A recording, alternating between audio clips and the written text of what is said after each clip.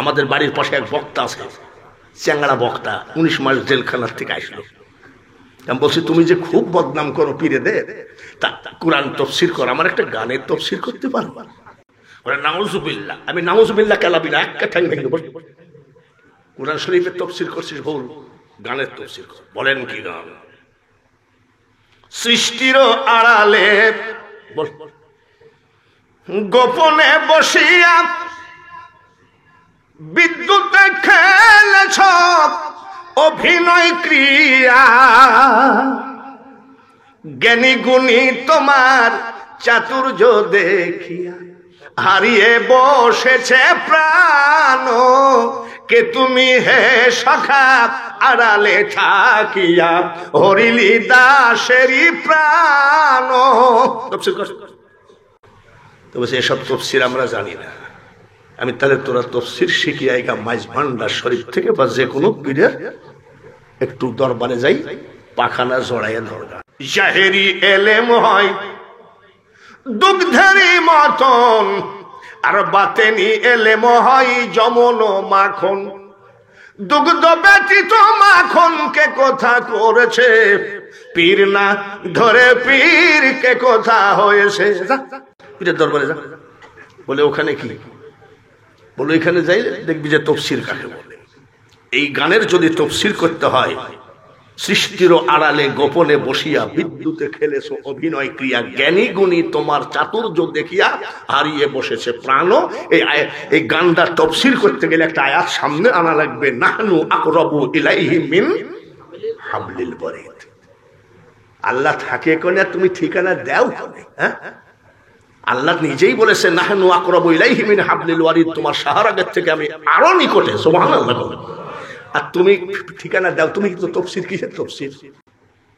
তফসির যদি শিখতে হয়, ওলি যদি শিখতে হয়, গাদি গাদি কিতাব পড়ে ওলি হওয়া যাবে না। একজন ওলি কামেলের পাক কদম জড়িয়ে ধরায়ে পড়ে থাকো।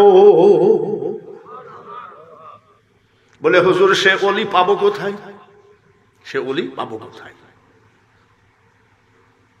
একটা গান দেখে, রূপ ভারিয়ে দেশ বেরিয়ে চলে গেলেন দয়াময়, রাসূলকে চিনলে পারে খোদা চিনা যায়।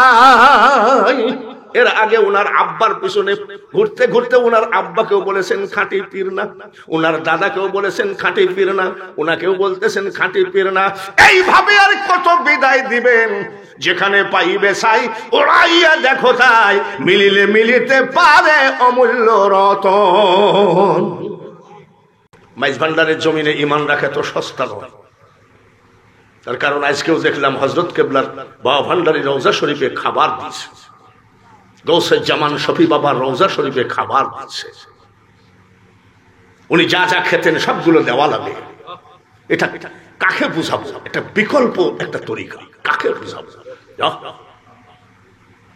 ঠান্ডা পানি দিতেন, গরম পানি দিতেন না।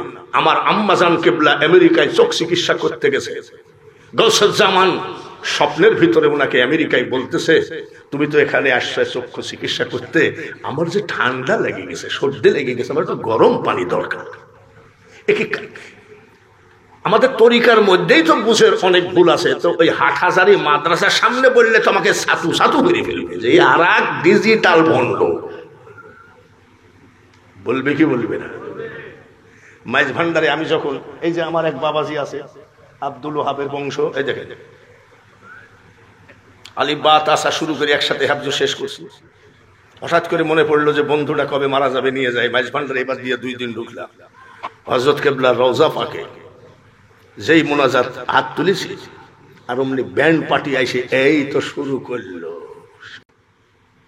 আল্লাহু আল্লাহু রবে নানান বাদ্য শোনা যায়, গৌসুল আজম শব্দ শুনে আসে কানে হুশারাই, জিকিরেতে আকাশ বাতাস, জিকিরেতে আকাশ বাতাস করে আল্লাহু আল্লাহ, নুরি মওলা বসাইছে প্রেমের মেলা। আমি কেবল রব্বানা আতিনা ফিদ দুনিয়া মুনাজাত করতেছে, আর এখানে এসে ব্যান্ড পার্টি এসে বলতেছে দেখে যারে মাইজ ভান্ডারে হইতাছে নূরের খেলা, মনটা কোন দিক চলে যায় সব এলো মেলো, সব এলো মেলো। এলোমেলোর ভিতর দিয়ে কত ওলি হয়ে গেল, কিন্তু আমি আপনার মুর্শিদ কি করলো না করলো দরকার নাই, আপনার মুর্শিদের উপরে বিশ্বাসটাই হলো তরিকতের একটা রাস্তা, এতে কোনো সন্দেহ নাই। পীর কি দিবে? পীর আপনাকে কি দিতে পারে? আপনার আমল দিবে, আমলেই পীর আপনাকে উদ্ধার করে নিয়ে চলে যাবে, এতে কোনো সন্দেহ নাই। আর যদি বলেন উনি যে জর্দা খায় তো মহারাষ্ট্রের জর্দা, ওখানে তো ব্যান করে দিয়েছে মহারাষ্ট্র, ওই জর্দা খুঁজতে আমার জান শেষ। এই যে জর্দা খায় বাবা, এর সর্বনাশ। আপনার জর্দা খাইলি বা কি আর গোল্ড লিপ খাইলি বা আপনার কি? আপনি তো ওই জন্য মুরিদ হন নাই, আপনি মুরিদ হয়েছেন কি জন্য? মৌলাকে পাওয়ার জন্য। মৌলাকে পাইতে গেলে মৌলাওয়ালা লোকের দ্বারাই সম্ভব আপনাকে মৌলা পর্যন্ত পৌঁছায় দেওয়া। পীর মানে কি? মিডিয়া। মিডিয়া মানে কি? আমাদের দেশে বলে ঘটক। ঘটকের কাজ হলো একটা নারী পুরুষের সাথে মিলন ঘটাইয়া দেওয়া, আর একজন মুর্শিদের ডিউটি হলো আল্লাহ এবং রসুলের সাথে মিলন ঘটাইয়া দেওয়া। কিন্তু আপনি যদি নিজেই পীরের দোষ খুঁজে বেড়ান তাহলে তো কাজ হবে না। আমি আবার আমার জায়গায় চলে আসতেছি।